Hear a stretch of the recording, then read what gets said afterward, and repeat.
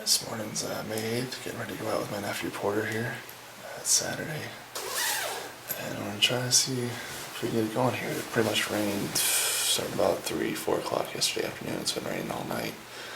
It's about 5:10 right now, so we got about another 5 minutes of rain, supposedly to radar. And we'll see if we can get out there. It's a good thing we only have to walk about 70 yards, so it's not too bad. We did have one hen come through the yard about 6 o'clock yesterday. Alright, it's about 8:15 right now. A little update. We came over to the other property. Nothing was going behind my brother's house with my other nephew. So Tegan and we came over here. And we get back in here into our area, we want to call that. And it sounded like another hunter was up in here calling. And there was a gobbler gobbling.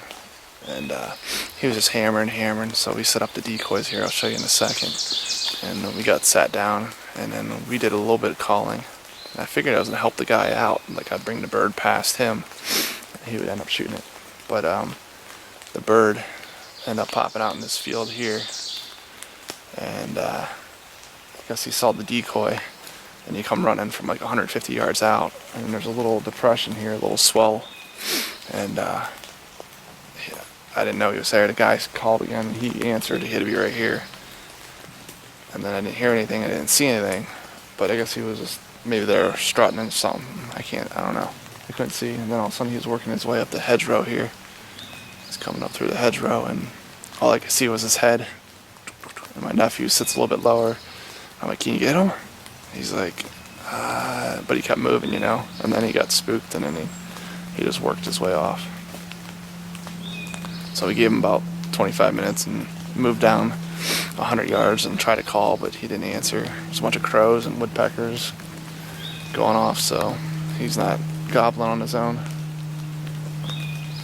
But it was close. 30, so we've been a 30-yard shot. So here's the decoys we have set up. And he popped out way over there, out of that wood line. And then I guess I couldn't see him behind this tree here. And then he came running. I guess he saw the decoy here. And then he must have been right down there along that edge, and then he worked his way up. You can see his head going here. And we were just sitting right back in there against that pine tree. Close. So I think the plan now is Tegan wants to go back to his house, and we're going to check it out back there, see if anything's moving through, will answer us. If not, we might load up the truck and drive around, hit some public property, see if we can strike a bird up, maybe come back here a little bit later, around 10:30, 11. But we'll be back with you.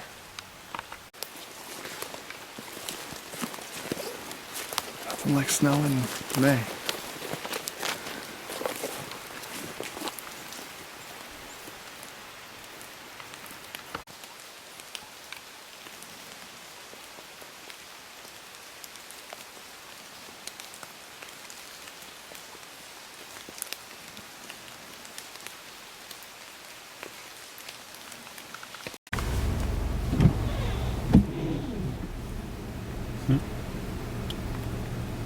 He's not puffed up or anything.